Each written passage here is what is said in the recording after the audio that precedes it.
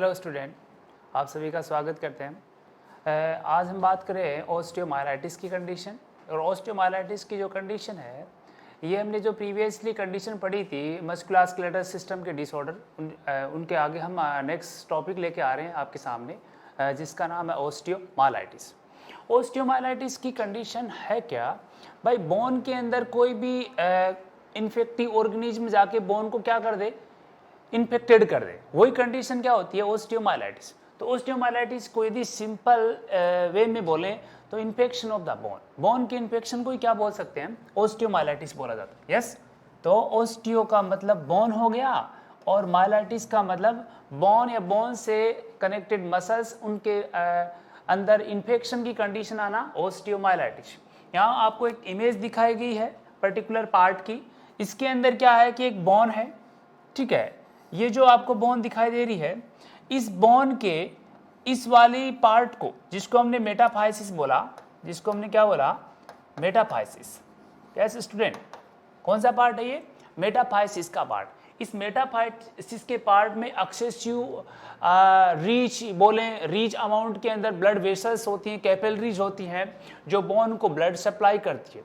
कोई micro organism हमारे blood के अंदर जाके इंटर हो जाता है और इंटर होके बोन के अंदर जहां पे ज्यादा ब्लड सप्लाई होती है वहां पे जाके अटैक करता है, अपनी कॉलोनी बनाता है और क्या कर देता है? इन्फेक्शन की कंडीशन लेके आ जाता है। उसी कंडीशन को क्या बोलते हैं? ऑस्टियोमाइलाइटिस। तो यहाँ पे एक बैक्टीरिया आया, बैक्टीरिया ने बोन के अंदर जहाँ पे सबसे ज्यादा कैपिलरीज की प्रेजेंस थी, वो कौन सी पार्ट था? मेटाफाइसिस। वहां पे जाके इन्होंने अटैक किया, अटैक करके बोन के अंदर पस का फॉर्मेशन कर दिया, या बोन के अंदर जो ब्लड वेसल्स थे उनको क्या कर दिया? डैमेज कर दिया। वहां पे टिश्यू की डेथ हो गई, और टिश्यू की डेथ होके किसके चांस बन गए?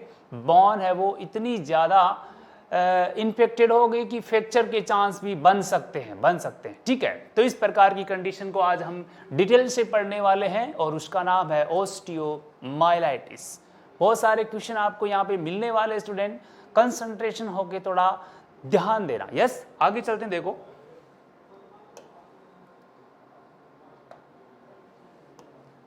ओके, सिंपल से हमने पहले बात कर ली कि ऑस्टियोमाइलाइटिस का मतलब infection of the bone. Bone के अंदर इन्फेक्शन को क्या बोल रहे हैं? ऑस्टियोमाइलाइटिस, ठीक है।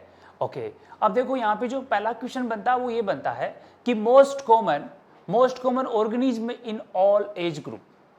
स्मॉल बेबी है, छोटा बेबी से लेकर ओल्ड एज तक के पर्सन्स में यदि सबसे ज्यादा मोस्ट कॉमन होने वाला इन्फेक्शन है वो किसके कारण होता है? तो यहाँ पे बोल सकते हैं the Streptococcus Orius is the most common. Yes, 100% एक क्वेश्चन बनेगा और वो बहुत सिंपल सा बनेगा और कंफ्यूजन नहीं करना है, कंफ्यूजन नहीं होना चाहिए, क्योंकि यहीं से छोटे छोटे क्वेश्चन बनते हैं और छोटे छोटे क्वेश्चन ये आपको सिलेक्शन देते हैं स्टूडेंट। तो ध्यान रखना कि ऑस्टियोमाइलाइटिस सारी एज ग्रुप के अंदर, चाइल्ड से लेकर ओल्ड एज तक की जितनी भी एज ग्रुप है, उन एज ग्रुप के अंदर मोस्ट कॉमन ऑर्गेनिज्म कौन सा? स्ट्रेप्टोकोकस ओरियस के कारण होने वाला कंडीशन है ऑस्टियोमाइलाइटिस। क्लियर? ओके, पहला क्वेश्चन क्लियर। सेकंड बना कि मोस्ट कॉमन साइड कौन सी होगी स्टूडेंट? मेटाफाइसिस। अभी हमने पहले डिस्कशन कर लिया कि ऑस्टियोमाइलाइटिस बोन के कौन से पार्ट को प्रभावित करता है, तो बोन के जो मेटाफाइसिस वाला पार्ट है उसको सबसे ज्यादा अटैक करता है बैक्टीरिया, और कौन सी कंडीशन लेके आता है? ऑस्टियोमाइलाइटिस। तो सेकंड क्वेश्चन ये हो गया आपका, कि कौन से पार्ट को कौन सा माइक्रो ऑर्गेनिज्म, दोनों क्वेश्चन यहाँ पे क्लियर हो गए। आगे चलो, of long bone of the childrens, यानी कि लोअर एंड फीमर है उसका लोअर पार्ट जो नी बना रहा है वहां पे, एंड अपर एंड टीबिया वाला पार्ट्स, यानी कि ये पर्सन्स का क्या है? ये फीमर नीचे से ये इसका लोअर पार्ट है, और लोअर पार्ट से जस्ट बिलो क्या देखने को मिल रही है आपको? ठीक है, इस प्रकार से ये टीबिया है, ये फीमर है।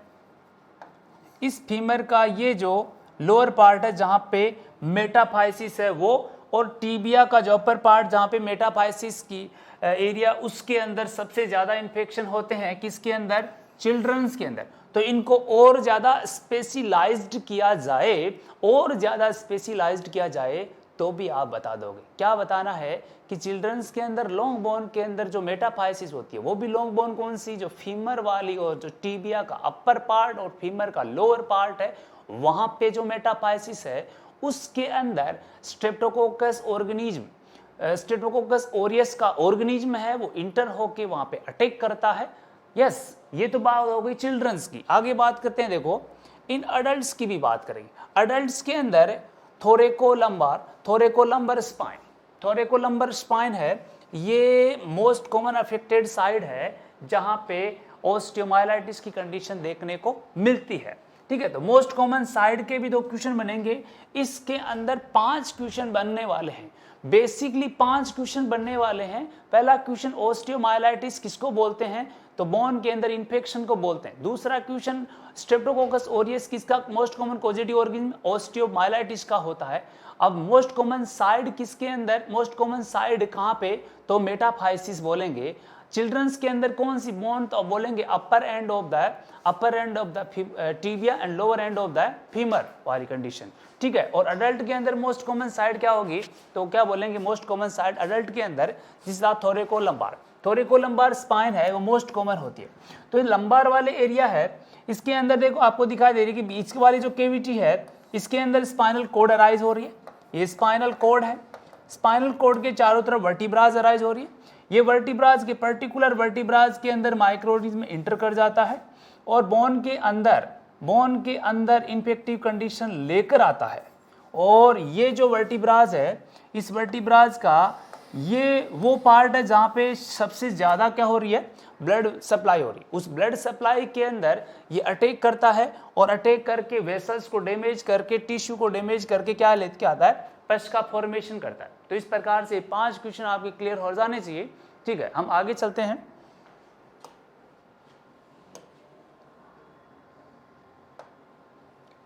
नेक्स्ट बात करते हैं कि ऑस्टियोमाइलाइटिस होता है। तो ऑस्टियोमाइलाइटिस जो बॉडी के अंदर इंटर करता है वो मोस्ट कॉमन इसका रूट कौन सा होता है, तो हम पढ़ने वाले हैं mode of transmission. Mode of transmission की बात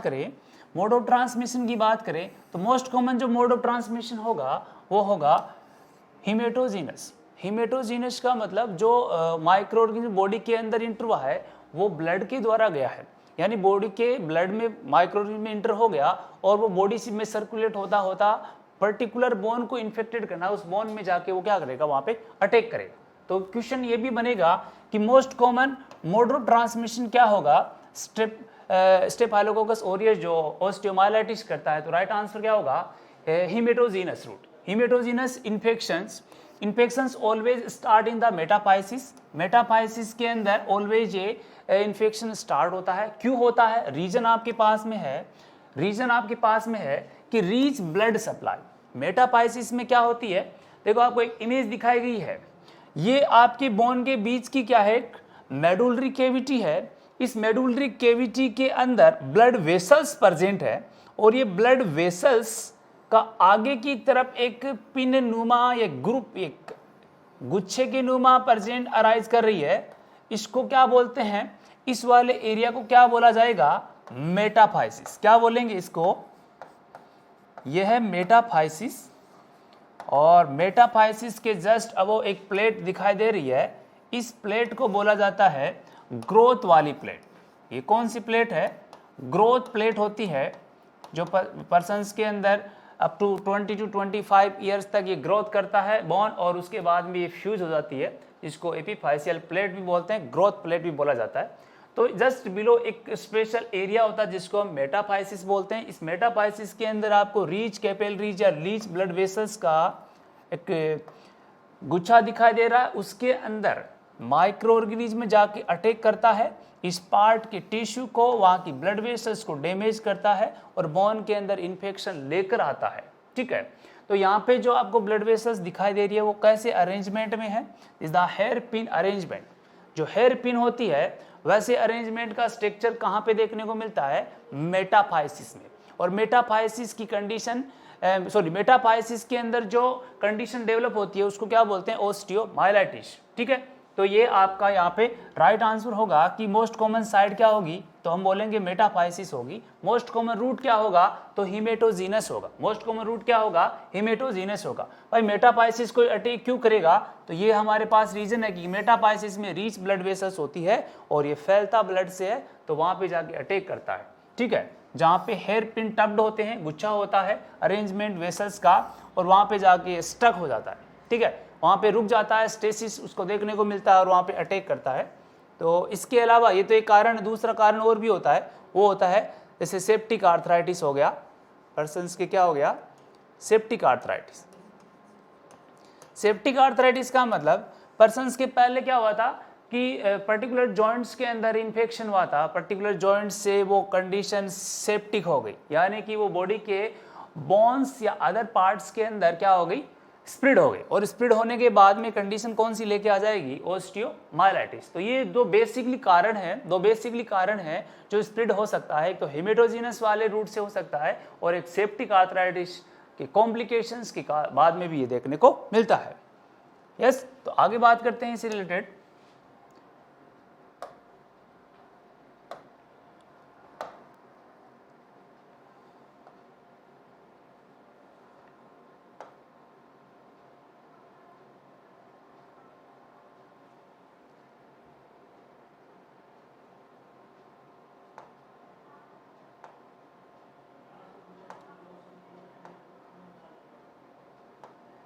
देखो नेक्स्ट है कि हिमेटोजीनस ओस्टियोमाइलाइटिस, यानी कि पहला जो मोस्ट कॉमन रूट था वो था हिमेटोजीनस osteomyelitis.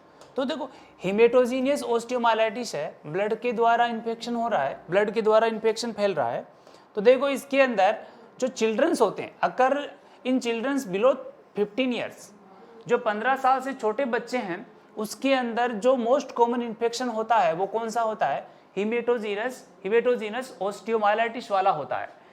Although the adult can have this disease, ये अडल्ट में भी होती है, लेकिन जब मोस्ट कॉमन की बात आए, जब मोस्ट कॉमन होए तो ये चिल्ड्रंस में ज्यादा देखने को मिलता है, बिलो 13 ईयर्स वाले पर्सन्स में। अच्छा, हमने देखा था कि कौन से पार्ट को प्रभावित करता है, तो मेटाफाइसिस वाले पार्ट को प्रभावित करता है, लॉन्ग बोन के मेटाफाइसिस वाले पार्ट को प्रभावित करेगा।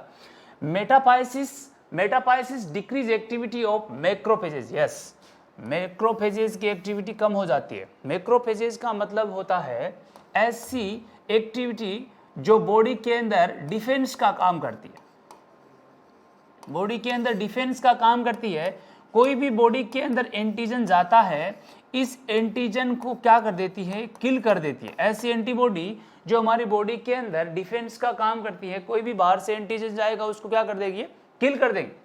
अब यदि हमारी बॉडी के अंदर जो एंटीबॉडी होती है वो फेगोसाइटोसिस के काम करने वाली एंटीबॉडी है, उसका यदि एक्टिविटी कम हो गई तो बाहर से जो एंटीजन गया उसको किल करने के लिए हमारी बॉडी का इम्यून सिस्टम वीक है, और इम्यून सिस्टम वीक रहेगा तो वो एंटीजन क्या कर लेगा, वहां पे जाके अपनी कॉलोनी बना लेगा, कॉलोनी बना के क्या करेगा, इन्फेक्शन अराइज करेगा। ठीक है, तो एक कारण तो ये हो गया। अब कई बार क्वेश्चन पूछ लेते हैं कि बोन के अंदर जो मैक्रोफेजेस की एक्टिविटी करते हैं वो मोस्टली कौन से अराइज होती है, दिस द ओस्टियोसाइट्स यूज होती है। ये ओस्टियोसाइट्स क्या करती हैं, एक तरह से फेगोसाइटोसिस का काम करती है, पर्टिकुलर एंटीजन को क्या करती है, किल करती है। ओके, पहला कारण तो ये हो गया कि इम्यून सिस्टम कम वीक हो गया। दूसरा कारण हो सकता है कि ट्रॉमा हो गया, पर्टिकुलर पार्ट के अंदर, जैसे पर्टिकुलर लोअर लेग की या अपर लेग की बोन है उसके अंदर ट्रॉमा हो गया। वो ट्रॉमा कई रीजन हो सकते हैं जिसके अंदर एक्सीडेंट वगैरह जो भी है, तो उसके अंदर बोन क्या हो गई, वहां से ब्रेकडाउन हो गई, और ब्रेकडाउन होके उस बोन में डायरेक्ट क्या हो गए, एंटीजन इंटर हो गए और इन्फेक्शन कर दिया। तो ट्रॉमा के कारण भी हो सकता है। इसके अलावा any kind of precarious blood supply, जो ब्लड सप्लाई होती है वो एक तरह से इफेक्टिवली नहीं देखने को मिलती है, उस कारण से भी हो सकता है। इसके अलावा डायफाइसिस ओस्टियोमाइलाइटिस, जो पहला वाला था वो था कौन सा, हिमेटोजीनियस, जो मोस्ट कॉमन था, और सेकंड वाला है डायफाइसियल ओस्टियोमाइलाइटिस। तो ये है earlier metaphysis but due to the growth become diaphyseal mostly in children's.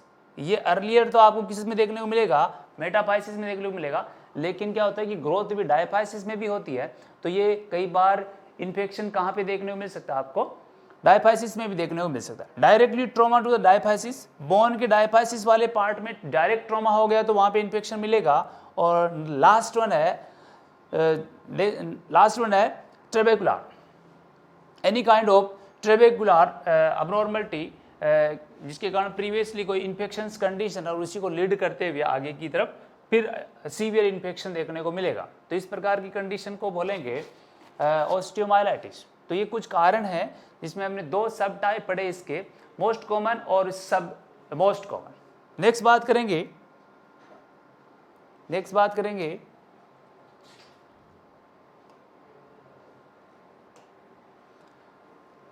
Sharp hair pin turns.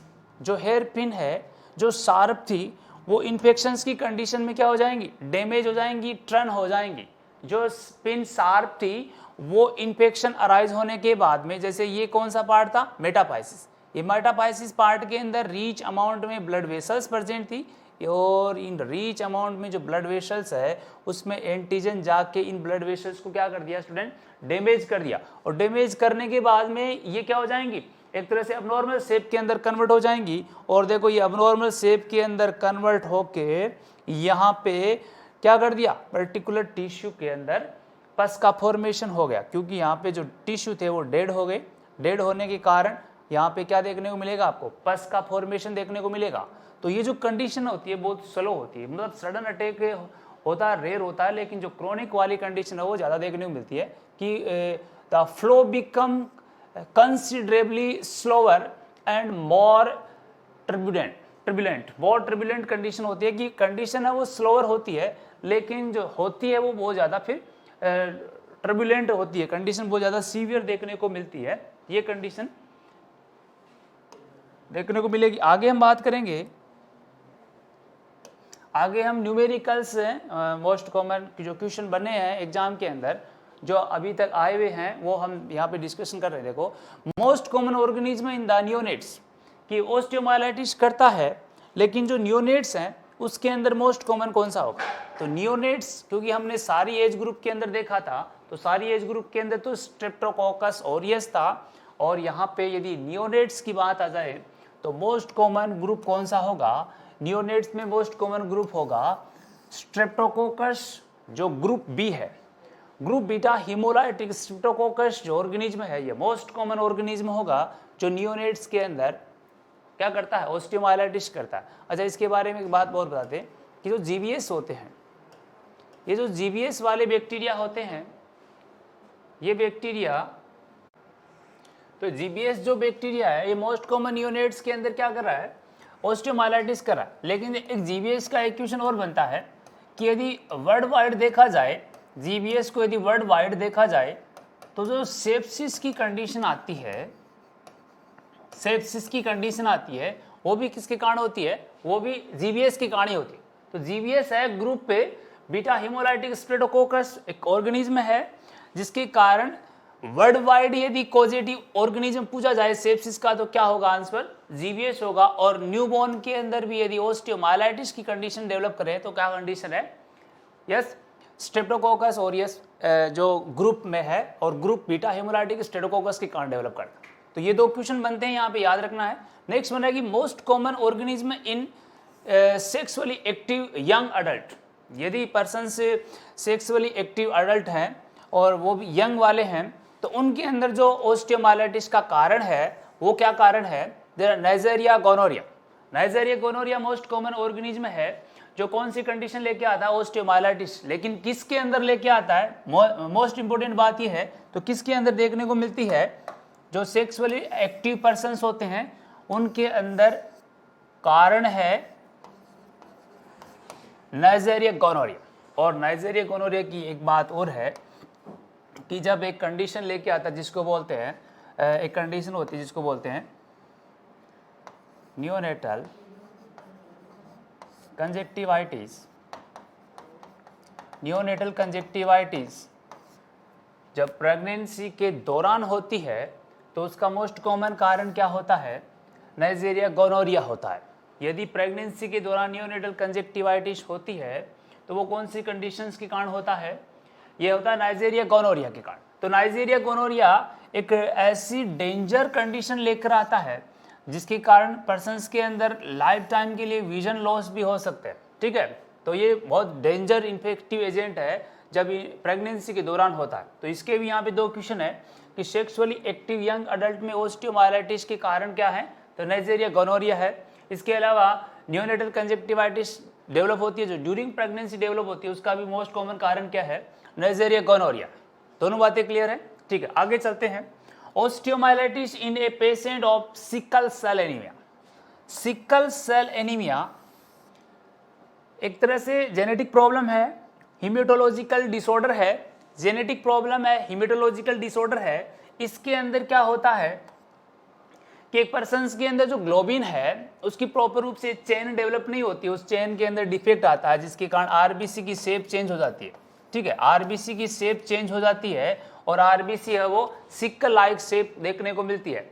अच्छा, इसके अंदर जो मोस्ट कॉमन क्वेश्चन बनता है वो ये बनता है कि सिकल सेल वाली जो आरबीसी होती है, सिकल सेल वाली जो आरबीसी होती है, इनका लाइफ स्पान कितना होता है, इनका लाइफ स्पान कितना होता है। तो यहाँ हम देखते हैं कि एक पर्सन के अंदर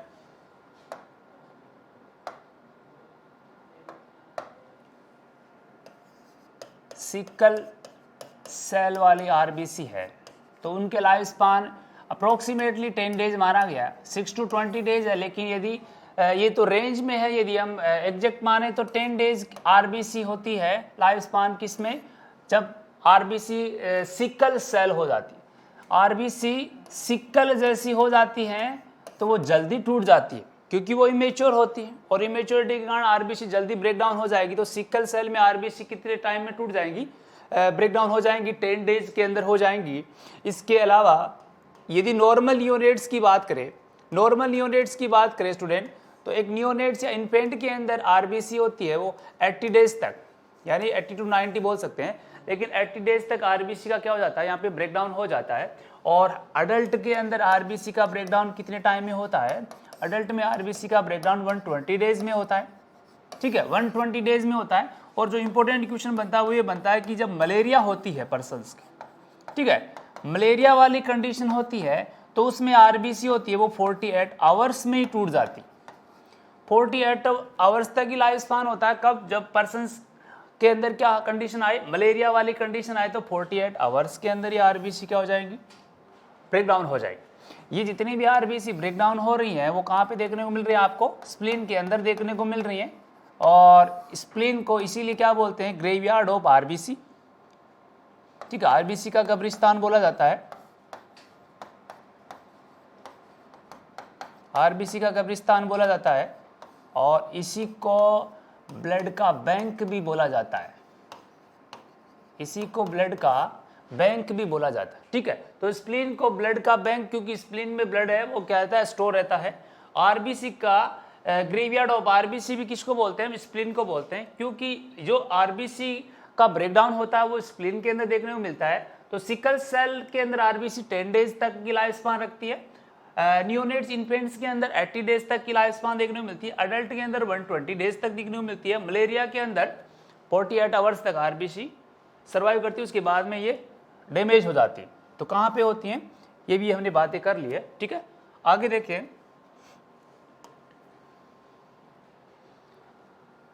कि हमने जो क्वेश्चन देखा था वो ये देखा था कि osteomyelitis in a patient of sickle cell disease is most specially caused by Salmonella. Salmonella के कारण जो ओस्टियोमाइलाइटिस होता है सिकल सेल डिजीज के अंदर, ठीक है, तो वो कारण है साल्मोनेला। तो यहाँ पे क्वेश्चन सिंपली बनेगा कि ओस्टियोमाइलाइटिस सिकल सेल एनीमिया में सिकल सेल डिजीज के अंदर कौन से एजेंट के कारण, तो बोलेंगे साल्मोनेला। ठीक है, साल्मोनेला। और यदि सेक्सुअली एक्टिव यंग अडल्ट की बात करेंगे तो Neisseria gonorrhoea, neonatal conjunctivitis during pregnancy Neisseria gonorrhoea, world wide sepsis developed by the group beta haemolytic Streptococcus और नियोनेट्स के अंदर ओस्टियोमाइलाइटिस। तो राइट आंसर क्या होगा, ग्रुप बीटा हेमोलाइटिक स्ट्रेप्टोकोकस। ठीक है, तो ये इतने क्वेश्चन बनने वाले हैं, ये बेसिक क्वेश्चन है, बेसिक क्लियर होने चाहिए। आगे बात करेंगे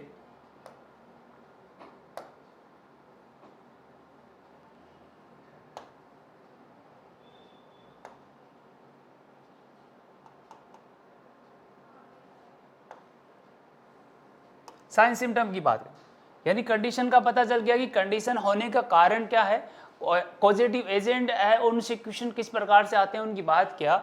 यदि बोन के अंदर इन्फेक्शन होता है तो फिर साइन सिम्टम देखने को मिलेंगे। तो साइन सिम्टम्स की बात करें तो the earliest changes noted in X-ray के अंदर आपको कुछ चेंजेस दिखाई देते हैं, क्योंकि बोन के अंदर इन्फेक्शन होने के कारण बोन वहाँ पे क्या हो गई, एक तरह से इन्फेक्टेड हो गई, बोन के अंदर स्वेलिंग आ गई। इसके अलावा बोन वहाँ से क्या होती है, डैमेज होने लग गई, टिश्यू डेड हो गई, पस का फॉर्मेशन हो गया। तो X-ray in a case of the acute osteomyelitis, acute osteomyelitis की कंडीशंस के अंदर अक्सरे के अंदर आपको अर्ली चेंजेस देखने मिलेंगे। एक्यूट ऑस्टियोमाइलाइटिस का मतलब होता है कि ऐसा इन्फेक्शन जो 2 से 3 दिन के अंदर हो जाए। एक्यूट का मतलब ऐसा इन्फेक्शन जो 2 से 3 दिन के अंदर हो जाता है, वो एक्यूट के अंदर आती है। तो सबसे पहले अक्सरे में आ गई soft tissue swelling in extremities in 8 to 10 days, यानी कि जो सॉफ्ट टिश्यू है उनके अंदर आपको क्या देखने को मिलेगी, स्वेलिंग आ जाएगी, पर्सन्स के स्वेलिंग आ जाएगी। और वो स्वेलिंग कितने टाइम में देखने को मिल जाएगी आपको एक्सट्रीमिटीज के अंदर, 8 से 10 दिन के अंदर एक्सट्रीमिटीज के अंदर स्वेलिंग आ जाएगी।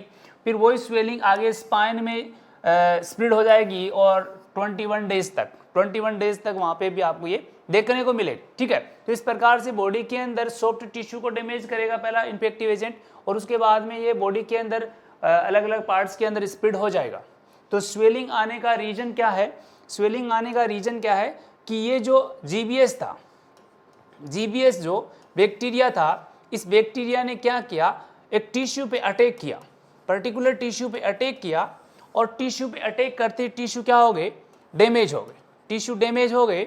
अब देखो जैसे ये बॉडी के ऊपर अटैक करेगा तो हमारी बॉडी क्या करेगी, एक तरह से एक मैकेनिज्म, डिफेंस की मैकेनिज्म अराइज करेगी, डिफेंस की मैकेनिज्म अराइज करेगी। तो हमारे बॉडी के अंदर जितनी भी एंटीबॉडीज होती हैं वो अटैक करने के लिए पर्टिकुलर टिश्यू पे क्या हो जाएंगी, इकट्ठा हो जाएंगी, और वहाँ पे इतना ज़्यादा ब्लड एक्यूमुलेट हो जाएगा कि पर्सन्स की क्या देखने को मिलेगी, आपको वहाँ पे स्वेलिंग देखने को मिलेगी। और स्वेलिंग के कारण पर्सन्स का वो पर्टिकुलर पार्ट क्या हो जाएगा, रेड हो जाएगा। भाई एक्सेसिव ब्लड वहाँ पे प्रेजेंट है तो पार्ट क्या हो जाएगा, वहाँ पे रेड हो जाएगा।